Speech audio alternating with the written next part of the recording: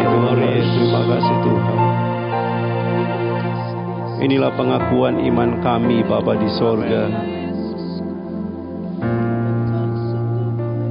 Kami sujud di altar Tuhan,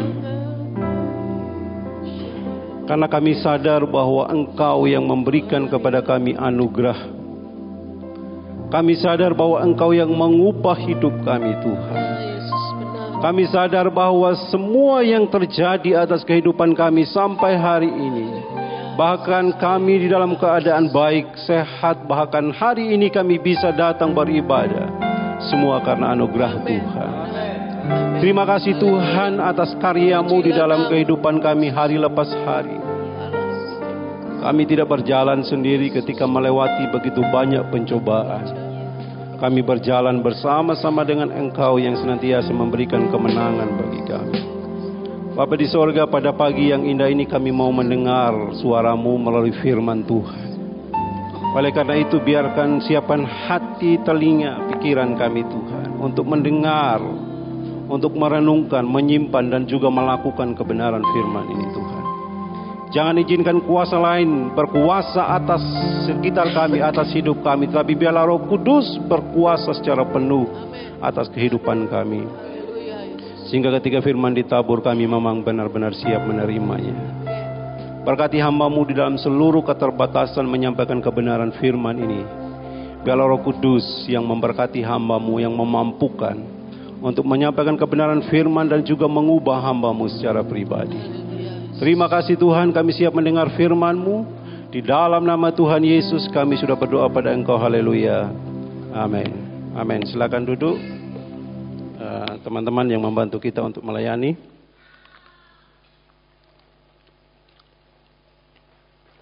Shalom Bapak Ibu. Puji Tuhan, pada pagi yang indah ini kita bisa bertemu di dalam ibadah pagi. Bapak Ibu yang dikasih Tuhan, minggu ini, bulan ini adalah bulan misi bagi GSJA. Jadi seluruh GSJA merayakan bulan misi selama 1 bulan, yaitu bulan September ini. Nah Bapak Ibu yang dikasih Tuhan, pada pagi hari ini saya mau menyampaikan sesuatu yang berkaitan tentang pelayanan. Yang terambil di dalam Matius pasal 20 ayat 20 sampai ayatnya yang ke-28. Di dalam Injil Matius pasal yang ke-20 ayat yang ke-20 sampai ayat yang ke-28. Nanti kita akan membaca bagian ini secara bergantian. Nanti saya akan membaca ayat yang genap, kemudian nanti Bapak Ibu membaca ayatnya yang ganjil. Ayat 20 berkata demikian, maka datanglah ibu anak-anak Zebedeus serta anak-anaknya itu kepada Yesus. Lalu sujud di hadapannya untuk meminta sesuatu kepadanya. 21.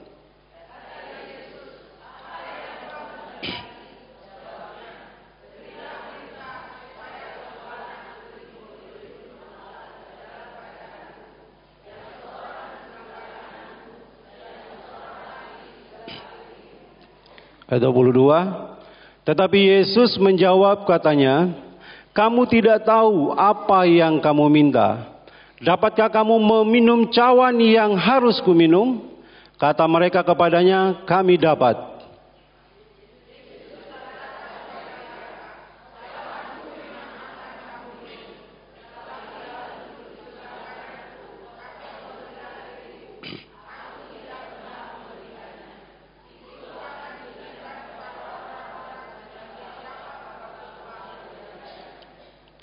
Ayat 24, mendengar itu marahlah ke-10 murid yang lain kepada kedua saudara itu.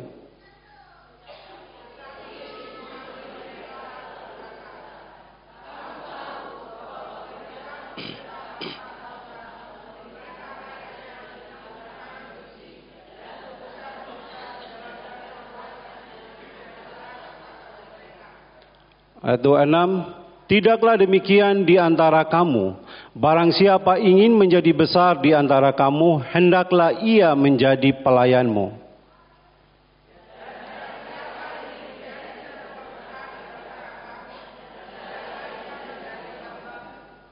Ayat 28, kita baca sama-sama. 1, 2, 3.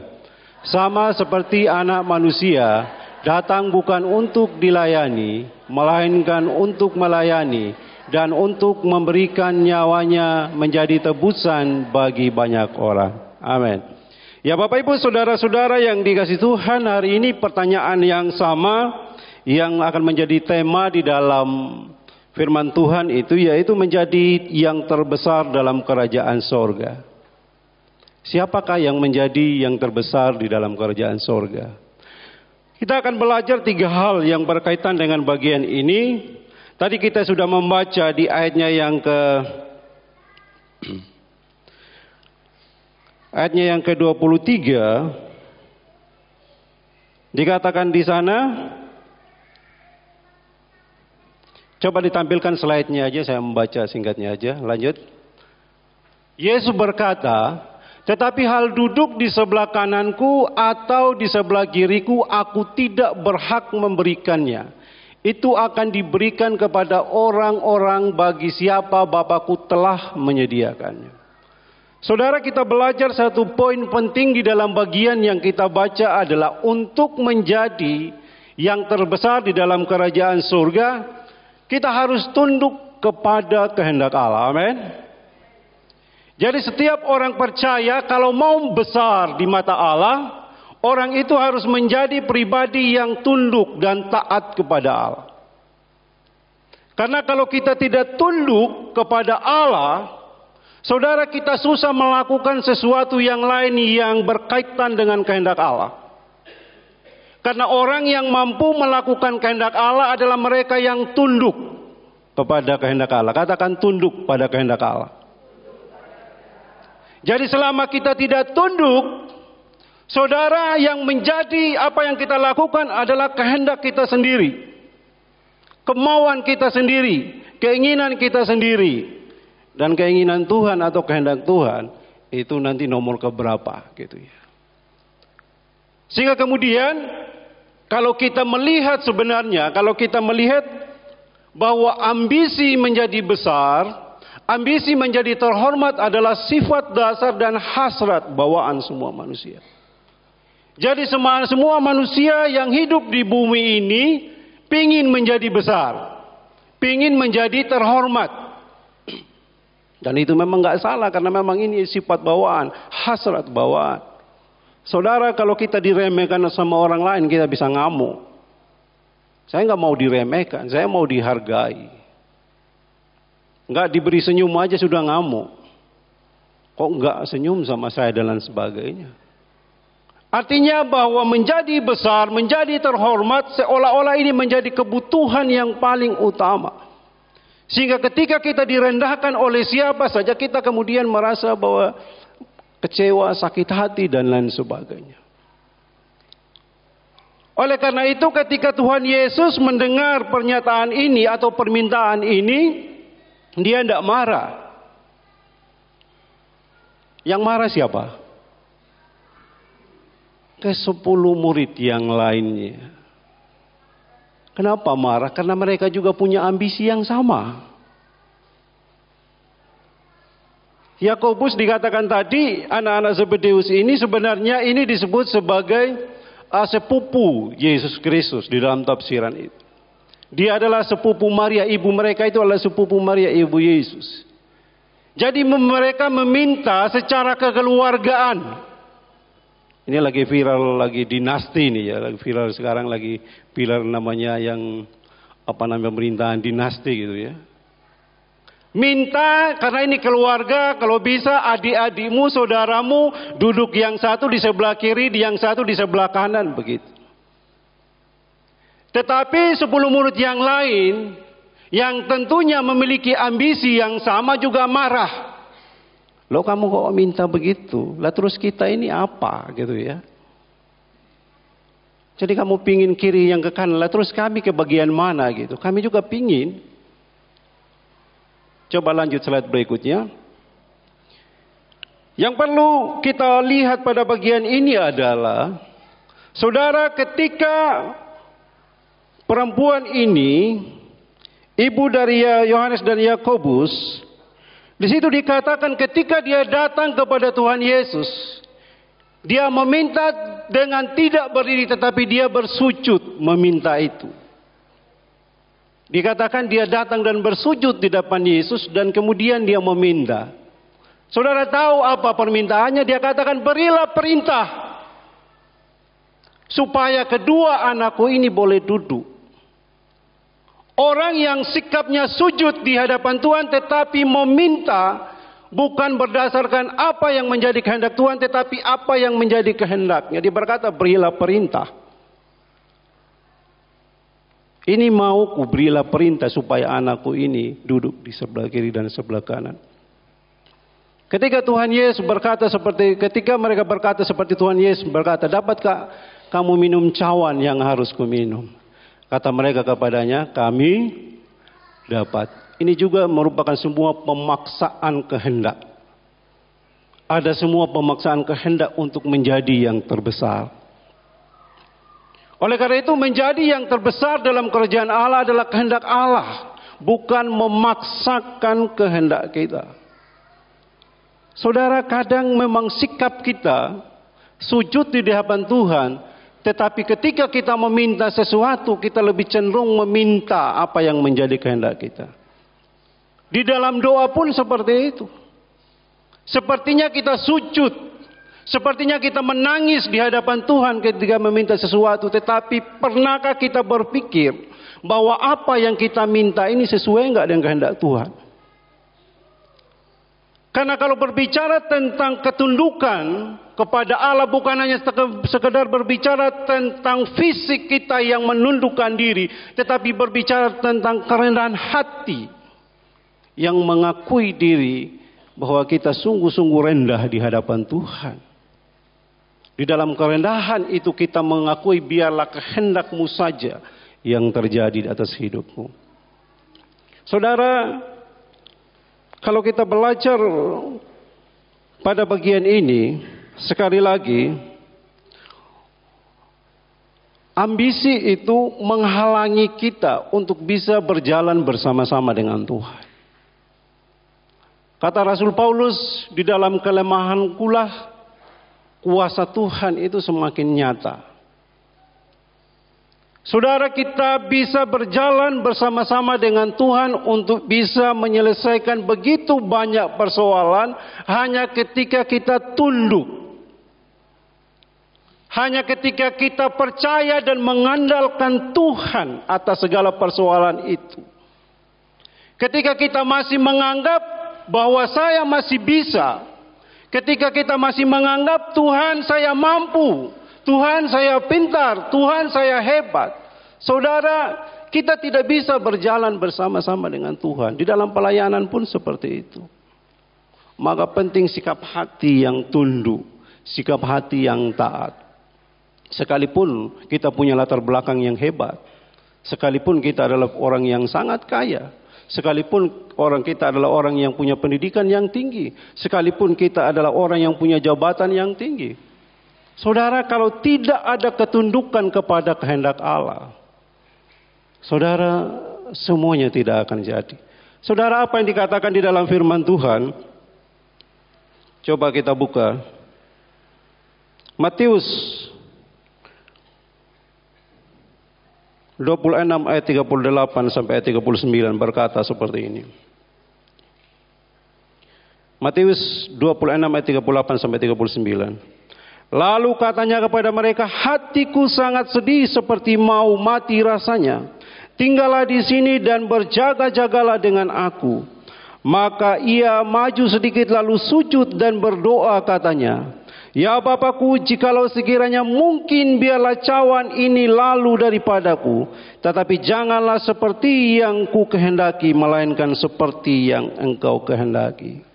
Saudara, ketika kita mengalami begitu penderitaan yang besar di dalam mengikuti Tuhan, saudara, di sana juga diperlukan ketundukan kepada Tuhan. Amin. Yesus berkata, Tuhan kalau kiranya berlalu, tetapi biarlah kehendak Tuhan yang terjadi. Maka saya katakan Yesus sampai kepada salib sebagai manusia sejati. Dia karena ketundukan itu. Tanpa ketundukan Yesus tidak bisa sampai kepada salib untuk menjadi korban bagi kita semua. Makanya kita, kata firman Tuhan, orang yang besar di surga adalah orang yang tunduk kepada kehendak Allah. Amin. Bukan orang yang suka mengatur Tuhan. Bukan orang yang suka memberi perintah kepada Tuhan. Tuhan, saya mau ini. Kalau saya sembuh, Tuhan, saya akan melayani. Saudara, itu bukan permohonan, itu perintah. Tuhan, kalau saya sembuh, saya akan melayani Engkau. Saudara, nggak usah tunggu sampai sekarat baru melayani Tuhan. Sehat sekarang melayani Tuhan sekarang, bukan tunggu sekarat. Kita menuntut Tuhan nanti kalau sembuh. Nanti kalau nggak sembuh, kecewa, sakit hati, marah dan meninggalkan Tuhan. Saudara, menjadi orang percaya, sangat penting seorang percaya memiliki sikap hati yang tunduk kepada kehendak Allah. Tanpa ketundukan kepada kehendak Allah, apapun yang berkaitan dengan kehendak Tuhan di dalam kebenaran firman, kita tidak akan pernah mampu melakukannya. Yang kedua, untuk bisa menjadi besar di dalam kerajaan surga, coba tampilkan. Yang kedua adalah siap berkorban karena iman kepada Kristus. Ayat yang sama tadi katakan, kamu tidak tahu apa yang kamu minta. Kamu minta yang besar di dalam kerajaan surga, tapi sebenarnya kamu nggak paham apa yang kamu minta. Dapatkah kamu minum cawan yang harus kuminum? Artinya apa? Untuk bisa menjadi besar di sana, sekarang berbicara tentang pengorbanan dulu. Tanpa ada yang dikorbankan, kita tidak akan bisa menjadi besar. Itu kata Yesus kepada mereka. Saudara, Yohanes 1 ayat 29 coba ditampilkan.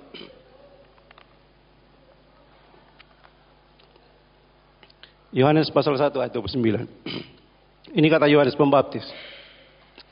Pada keesokan harinya Yohanes melihat Yesus datang kepadanya dan ia berkata, lihatlah anak domba Allah yang menghapus dosa dunia. Saudara, Yesus datang ke tengah-tengah di dunia ini sebagai domba. Domba itu berbicara tentang korban sembelihan.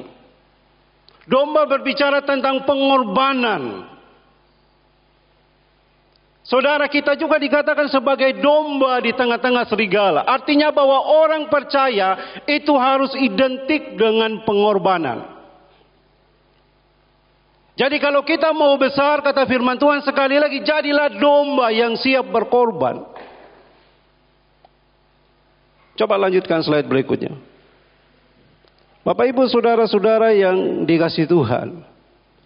Kita buka Filipi pasal 2 ayat 5 sampai ayat 11. Filipi pasal 2 ayat 5 sampai ayat yang ke-11. Kita baca bagian ini bergantian. Saya akan baca ayat yang ganjil, ayat yang nomor 5. Ayat yang kelima, hendaklah kamu dalam hidupmu bersama menaruh, perhatikan ya, hendaklah kamu dalam hidupmu bersama menaruh pikiran dan perasaan yang terdapat juga dalam Kristus Yesus. Ayat 6.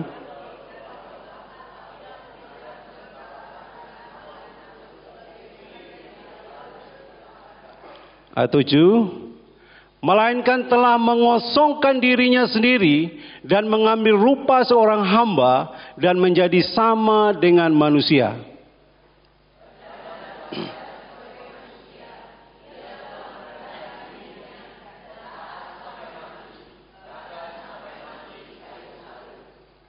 Ayat 9, itulah sebabnya Allah sangat meninggikan dia dan mengaruniakan kepadanya nama di atas segala nama.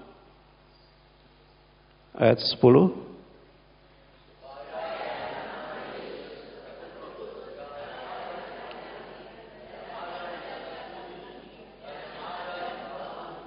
Ayat 11. Kita baca sama-sama.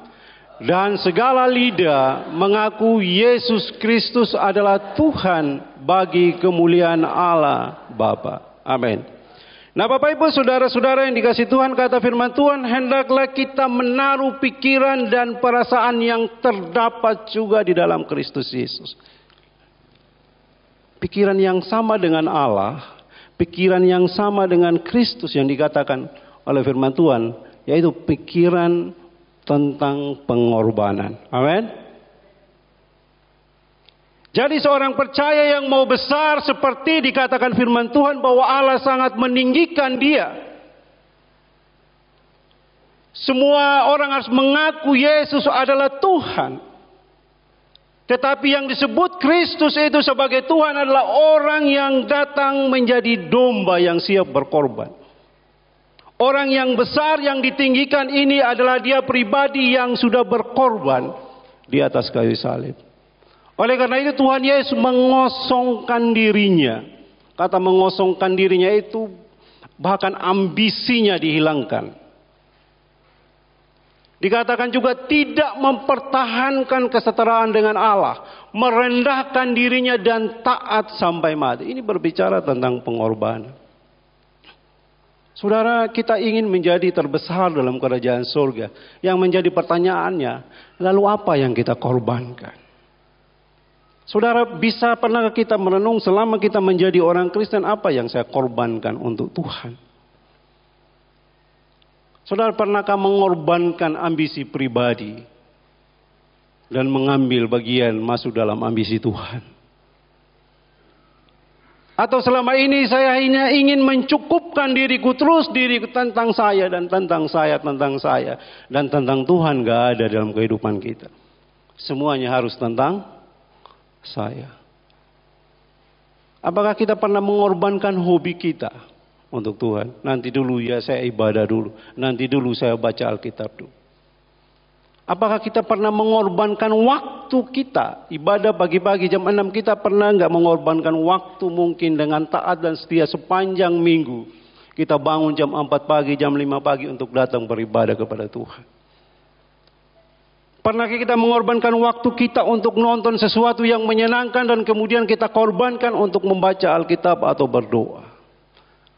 Pernahkah kita mengorbankan waktu untuk bangun lebih pagi lagi supaya bisa berdoa lebih lama lagi? Saudara, ini berbicara tentang pengorbanan. Untuk bisa menjadi besar, kata firman Tuhan, engkau harus meminum cawan itu. Engkau harus masuk di dalam semua pengorbanan, bukan pengorbanan yang kecil, berbicara tentang pengorbanan yang besar. Oleh karena itu sekali lagi berbicara tentang siapa yang terbesar dalam kerajaan surga. Yang pertama mereka yang tunduk kepada kehendak Allah. Yang kedua mereka yang siap sedia berkorban bagi Tuhan. Amin. Jadi ketika kita diperhadapkan pada situasi yang seolah-olah menggoncang iman kita. Mungkin di luar sana ada yang mengejek-ngejek kita. Mungkin di luar sana ada orang yang mengatakan orang Kristen itu Tuhannya dipetenteng dan lain sebagainya. Dihina, dimaki dan lain sebagainya. Tetapi kita tetap berdiri teguh. Berdiri teguh sekali Yesus, tetaplah Yesus. Itulah pengorbanan. Saudara, kita tidak mudah berada di tengah-tengah orang mayoritas yang berusaha mempengaruhi kehidupan kita. Mungkin di dalam gereja kita gampang ngomong tentang Tuhan, tetapi kita berduduk rapat di tengah-tengah warga yang semuanya mayoritas tidak berseiman dengan kita berbicara tentang halal, itu kita mulai mungkin merasa kok saya sendiri di sini dan lain sebagainya. Saudara, untuk tetap kuat di tengah-tengah pengaruh yang ada, itu juga dibutuhkan pengorbanan.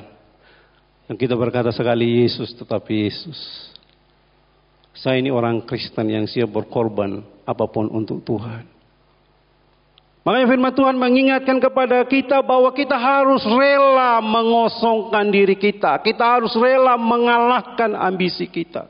Kita harus rela mengalahkan hawa nafsu kita, keinginan kita. Mengosongkan diri dan siap berkorban bagi Tuhan. Amin.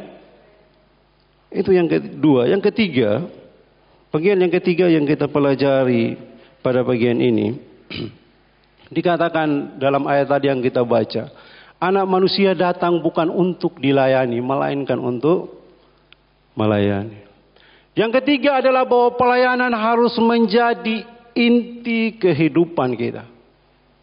Saudara, kalau kita ini diperas gitu ya, yang tersisa tinggal kata pelayanan. Amin. Apapun yang menjadi tantangan saya, apapun yang menjadi halangan saya, Sekali pelayanan harus tetap pelayanan. Amin. Tidak ada istilah yang namanya mager, malas gerak. Tidak ada istilah yang namanya mood. Lagi nggak mood Pak, jadi nggak bisa pelayanan. Kenapa nggak pelayanan? Lagi nggak mood Pak. Kenapa nggak mau pelayanan? Lagi malas gerak Pak. Istilah sekarang mager gitu ya. Jadi segala keadaan, bahkan ketika kita dianiaya, bahkan saya katakan kita diperas sekalipun, sekali pelayanan tetap pelayanan. Bapak Ibu Saudara yang dikasih Tuhan, kata Tuhan Yesus, Anak manusia, aku datang bukan untuk dilayani, melainkan untuk melayani. Artinya apa? Jikalau Tuhan tidak turun untuk melayani, dia tidak akan turun ke dunia. Amin. Jadi kalau dia datang ke dunia bukan untuk melayani, maka dia tidak akan lahir turun ke dunia. Karena dia tahu bahwa inti hidupnya, inti keberadaannya di tengah-tengah dunia ini adalah melayani, bukan untuk dilayani. Saudara, ciri hidup yang seperti itu harus menjadi ciri kehidupan orang Kristen. Saya ada di tengah-tengah dunia ini untuk melayani. Jikalau bukan karena pelayanan, lebih baik saya tidak ada di tengah-tengah dunia ini. Amin. Saudara, tidak mudah mengubah mindset kita atau pikiran kita untuk bisa berpikir demikian. Karena ini adalah persoalan yang cukup berat. Tidak mudah untuk mengubah, mendesain kembali bahwa saya datang untuk melayani. Karena sekali lagi kita mengorbankan ambisi pribadi kita untuk bisa sampai kepada titik bahwa hidupku ini hanya untuk melayani Tuhan. Kalau saya nggak melayani Tuhan, lebih baik saya tidak hidup. Saudara, untuk mengubah itu, pola pikir itu susah. Maka saya katakan ini perlu pengorbanan. Amin. Saya harus mengorbankan ambisi saya untuk sampai pada titik bahwa anak manusia datang bukan untuk dilayani, melainkan untuk melayani. Yesus Kristus mengosongkan dirinya untuk sampai pada titik ini. Kemudian firman Tuhan lanjutkan, barang siapa ingin menjadi besar di antara kamu, hendaklah ia menjadi pelayanmu. Dan barang siapa ingin menjadi terkemuka di antara kamu, hendaklah ia menjadi hambamu. Untuk bisa menjadi besar, kata firman Tuhan, rahasianya adalah kita harus menyediakan diri untuk bisa melayani orang lain atau melayani Tuhan. Kita harus mampu menjadi diri kita, memberikan diri kita, disajikan untuk kebaikan orang lain. Saudara, kita akan bisa menjadi besar dengan cara seperti itu. Lanjut slide berikutnya. Oleh karena itu Bapak Ibu, pelayanan akan membawa kita menjadi besar. Amin. Pelayanan itu bukan membawa kita semakin direndahkan. Tetapi konsep firman Tuhan adalah pelayanan itu akan membawa kita semakin besar. Amin.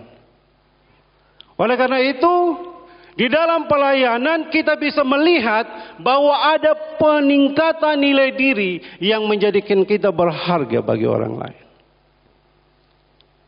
Jadi ketika kita melayani, kita melihat bahwa kita berharga dan bermanfaat bagi orang lain. Saudara, ketika saudara melihat Mas Febri di sini, saudara melihat dia pribadi yang memiliki nilai yang lebih dan berharga. Kalau nggak ada Mas Febri, lalu siapa yang main keyboard?